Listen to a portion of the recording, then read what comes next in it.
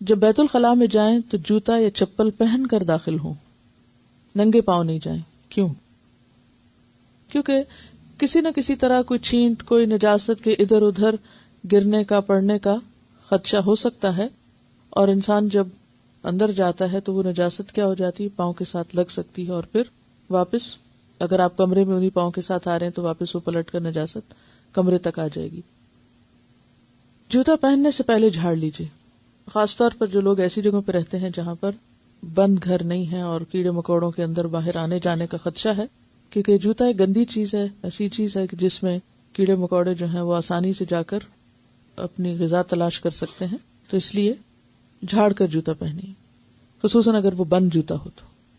داخل ہونے سے پہلے یہ دعا پڑھی، اندر جا کر نہیں، داخل ہونے سے پہلے باہر ہی پڑھ لیں، جاتے جاتے رستے میں پڑھ لیں، یہ نہیں کہ وہاں آپ کھڑے ہو جائیں اور پھر پڑھ کے پھر اندر تشریف لے جائیں اور دوسرے لوگ انتظار کر رہے ہوں کہ کب یہ فارغ ہوتے ہیں تو ہم بھی استعمال کریں ٹوائلٹ۔ تو ایسی صورت میں دین کے عمل کو اس طریقے پر نہ کریں کہ دوسروں کے لیے نفرت کا ذریعہ بن جائے، کہ تمہاری تو دعائیں ختم نہیں ہوتی ہیں اور دوسروں کو تم نے پریشان کر رکھا ہے، تو یہ امپریشن نہ ملے گھر والوں کو۔ داخل ہونے سے پہلے یہ دعا پڑھ لیجئے، بسم اللہ اللہم انی اعوذ بک من الخبث والخبائث، شروع اللہ کے نام کے ساتھ، اے اللہ بے شک میں آپ کی پناہ چاہتا ہوں ناپاک جنوں اور ناپاک جننیوں سے، کیونکہ گندی جگہ یا نجاست کی جگہ ناپاک جنوں کی پسندیدہ جگہ ہوتی ہیں اور عام طور پر ان جگہوں پر وہ موجود ہو سکتے ہیں، اس لیے ان سے پناہ مانگتے ہوئے اندر جانا چاہیے۔ آپ کو معلوم ہے کہ جادو وغیرہ کے جتنے بھی اعمال ہوتے ہیں وہ عموماً گندی چیزوں کے ساتھ ہوتے ہیں۔ بیت الخلاء میں داخل ہوتے وقت پہلے بایاں پاؤں اندر رکھیے، یعنی لیفٹ پاؤں کو اندر لے جائیں گے اور نکلتے وقت پھر رائٹ باہر نکالیں گے۔ بیت الخلاء میں داخل ہونے کے بعد کی سنتیں، بیت الخلاء میں داخل ہونے کے بعد زمین کے قریب تر ہو کر سطر کھولیں، یعنی تنہائی میں بھی ننگے رہنا پسندیدہ نہیں، الا یہ کہ ضرورت ہو۔ قضاء حاجت کرتے وقت قبلے کی طرف چہرہ اور پیٹھ نہ کریں، خاص طور پر جب کوئی شخص میدان میں ہو، باہر کھلی جگہ پر ہو۔ اگر آپ کے گھر میں ابتدا سے ٹوائلٹ ایسا بن گیا ہے اور وہ بند گھر کے اندر ہے تو کوئی حرج نہیں، لیکن اوپن سپیس میں قبلہ رخ نہیں ہونا چاہیے۔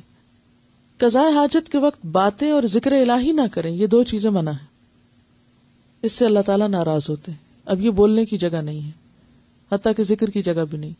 ہاں، دل میں اگر آپ کے کوئی خیال آ رہا ہے اللہ تعالیٰ کا یا کسی، تو وہ دل کے خیالات کی پکڑ نہیں ہے، لیکن نہ تو تلاوت کریں، نہ کوئی گنگنائیں اس طرح کی چیز، اور نہ ہی باہر کوئی کھڑے ہو کر آپ سے باتیں کر رہا ہے، پوچھ رہا ہے کچھ، آپ اس کو بیٹھ کر گفتگو کر رہے ہیں یا ٹیلی فون لے کر بیٹھ جائیں، تو اس سے پرہیز کرنا چاہیے۔ بعض لوگ ریڈنگ شروع کر دیتے ہیں تو یہ بھی پسندیدہ عادت نہیں ہے، علم کی توہین ہے۔ جب عام گفتگو سے اور ذکر سے منع کیا گیا ہے تو پھر بک ریڈنگ بھی پسندیدہ نہیں، اور ویسے بھی انسان کو پھر زیادہ ضرورت بیٹھنے کی عادت پڑ جاتی، تو گندی جگہ پر زیادہ ضرورت کیوں بیٹھنا؟ اور یہ چیزیں بہت حد تک عادت سے متعلق ہوتی ہیں، آپ جس طرح اپنے آپ کو ٹرین کر لیں، اسی کہتے ہیں نا بچوں کو ٹرین کیا جاتا ہے، یعنی یہ بھی ایک ابتدا سے ٹریننگ ہوتی۔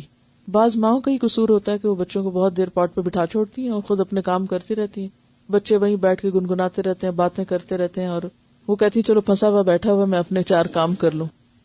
تو یہاں سے بچوں کو غلط عادت پڑ جاتی ہے دیر لگانے کی، پھر ان کی سیٹسفیکشن ہی نہیں ہوتی جب تک وہ بہت دیر نہ بیٹھے رہے۔ پھر جب وہ بڑے ہوتے ہیں اور وہ زیادہ دیر اندر رہنا شروع کرتے، پھر آپ دروازے نوک کرنے لگتے، جلدی باہر نکلو، اندر کیا کر رہے۔ لیکن ہم بھول جاتے ہیں کہ قصور ہمارا اپنا تھا کہ ہم نے شروع میں ہی ان کو اتنی دیر بیٹھا چھوڑ دیا۔ تو اس لیے نجس جگہ پر ضرورت کے لیے جانا چاہیے اور پھر فوراً نکلنا بھی چاہیے۔ پیشاب کی چھینٹوں سے بچیں، کیونکہ پیشاب کی چھینٹوں سے نہ بچنے کی وجہ سے قبر میں عذاب ہوتا ہے، اور اس کی وجہ یہ ہے کہ وہ ناپاک ہیں، وہ جسم پہ لگی رہیں گی تو نہ عبادت قبول ہوگی، اور عبادت ہی نہیں تو پھر نجات کس کی۔ زمین سخت ہو تو اسے نرم کر لیں۔ اب ظاہر ہے کہ ہر ایک کو تو کموڈ میسر نہیں، یا گھر کے اندر ٹوائلٹ میسر نہیں۔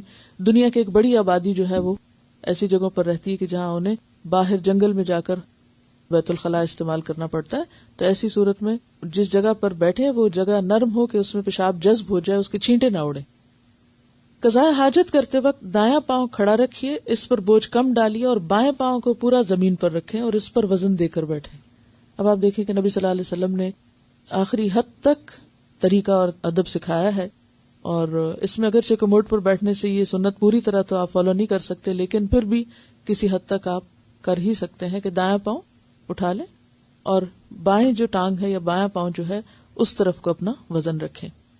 بائیں ہاتھ کی کوہنی گھٹنے پر، ایلبو گھٹنے پر. گھٹنا کہاں ہوتا ہے؟ یہ جو جس کو گوڈا آپ کہتے ہیں، نی، ٹھیک ہے نا. تو نی کے ساتھ اوپر جو جوڑ کے ساتھ ہی جگہ ہے اس پر یہ کوہنی ہونی چاہیے، کیونکہ اس سے آپ کی خاص جگہوں پر پریشر پڑے گا اور اس پریشر سے جسم سے جو اخراجات ہیں ان کی ریلیز کو یعنی ہیلپ ہوگی، یعنی ان کی ریلیز آسان ہوگی. بائیں ہاتھ کی کوہنی گھٹنے پر، ہتھیلی بائیں کان کے نیچے. یہ کان ہے نا، تو کان کے نیچے ہتھیلی، کان کے اوپر نہیں، کان کے نیچے، یہاں اس طرح. اور ہتھیلی کھلی بھی ہو سکتی ہے اور اگر مٹھی بند بھی ہے تو بھی اس جگہ.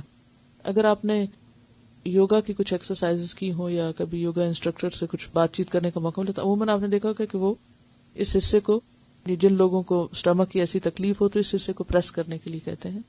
آپ صلی اللہ علیہ وسلم نے اس حصے کو یہاں ہتھیلی رکھ کے پریس کرنے کو کہا ہے اس موقع پر.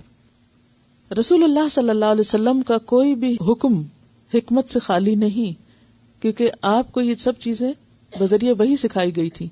جس نے انسان کو تخلیق کیا اسی نے انسان کو حتیٰ کہ اپنے جسم کو صحیح طور پر استعمال کرنے کا بھی طریقہ سکھایا. تو آپ کو یاد رہے جو ہم نے بات کی تھی ویل بینگ کی، اس میں جسمانی اور فزیکل ویل بینگ بھی ہے. تو نبی صلی اللہ علیہ وسلم نے صرف ہمیں کچھ روحانی طور پر ہی ترقی کرنے کا حکم نہیں دیا، یا صرف قرآن میں طلاق اور نکاحی کے مسائل نہیں، بلکہ انسان کی ساری ضروریات حتیٰ کہ ٹوائلٹ میں بیٹھنے تک کے طریقے کو جو زیادہ بہتر اور فطرت کے قریب ہے اور انسان کے لیے فائدہ مند ہے وہ بھی سکھایا. رسول اللہ صلی اللہ علیہ وسلم کا کوئی بھی حکم حکمت سے خالی نہیں. اس طرح بیٹھنے سے اخراج فضلہ میں آسانی ہوتی ہے. پیشاب یا استنجا کرتے وقت پرائیویٹ پارٹ کو دایاں ہاتھ نہ لگائیں بلکہ بایاں ہاتھ لگائیں. ناک صاف کرتے ہوئے بھی بایاں ہاتھ، استنجا کرتے ہوئے بایاں ہاتھ. کسی بھی غلاظت کو اٹھاتے وقت یا ہاتھ لگاتے وقت، کسی بھی مثلا کوئی گدی چیز صاف کر رہے ہیں آپ، تو ان سب چیزوں کے لیے بایاں ہاتھ استعمال کریں.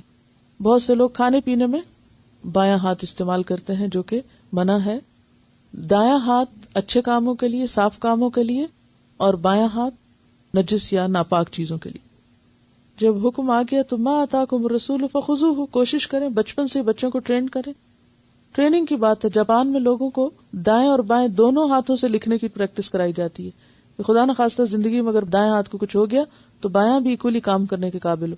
حضرت عمر رضی اللہ تعالیٰ عنہ دونوں ہاتھوں کو بیک وقت برابر کا استعمال کر سکتے تھے. یہ صرف ٹریننگ کی بات ہے، یعنی مسل ٹریننگ ہوتی ہے. بچپن سے اگر آپ استعمال کرنا سکھا دیں بچے کو تو چاہے وہ لیفٹ ہینڈڈ ہے لیکن وہ دائیں کی بھی پریکٹس کر کے وہ سیکھ سکتا ہے.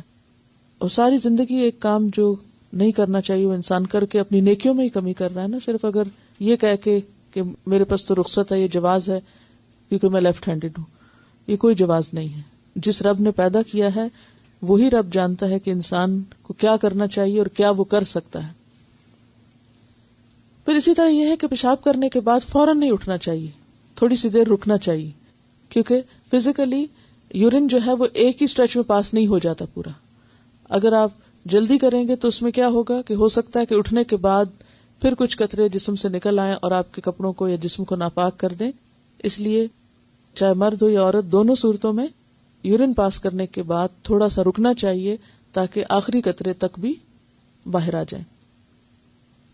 اور اگر ایسا نہ ہو، یعنی کہ ہر ایک کی اپنی اپنی عادت بھی ہو سکتی ہے، تو اس صورت میں انسان بہت جلدی نہ کرے. یعنی بعض اوقات بچوں کو آپ نے دیکھا ہوگا کہ فوراً واش روم میں جاتے ہیں اور ادھر ادھر کموڈ بھی گندا کیا اور فوراً باہر نکل آئے، اور کپڑوں کے ساتھ بھی غلاظت لگی ہوتی ہے اور پاکی ناپاکی کا کوئی خیال نہیں رکھتے.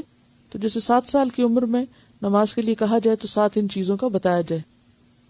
بعض اوقات یہ ہوتا ہے کہ گھر سے باہر جیسے اسکول وغیرہ میں اگر پانی کا انتظام نہیں تو عام طور پر مشکل ہوتی ہے، لیکن پھر بھی کوشش یہی کی جائے کیونکہ ناپاک جسم کے ساتھ عبادت نہیں ہوتی، ناپاک کپڑوں کے ساتھ نماز نہیں ہوتی. تو اس صورت میں پوری احتیاط کی جائے پاکی حاصل کرنے کی. بیت الخلاء سے نکلنے کے وقت کی سنت: بیت الخلاء سے نکلتے وقت پہلے دایاں پاؤں باہر نکالیے اور باہر آنے کے بعد یہ دعا پڑھیے: غفرانک، آپ سے بخشش طلب کرتا ہوں. سوال آپ سے یہ ہے کہ اس وقت بخشش طلب کرنے کی ضرورت کیا ہے؟ کیوں؟ واش روم میں جا کر انسان کچھ دیر اللہ کی یاد یا ذکر سے غافل ہوتا ہے تو باہر آ کر پھر سے بخشش طلب کرتا ہے. نبی صلی اللہ علیہ وسلم نے بھی جب دن میں 70 سے 100 بار استغفار کرتے تو صحابہ کرام نے پوچھا کہ آپ کے تو سب گناہ معاف ہیں، آپ کیوں استغفار کرتے ہیں؟ تو آپ نے فرمایا انہ لیغان علی قلبی، میرے دل کے اوپر بھی اس طرح کا اثر آ جاتا ہے، اور یہ ہے کہ وہ وقت جو ہمارا ذکر سے خالی گزرے وہ نقصان ہو گیا نا، تو اس کی کمی کو پورا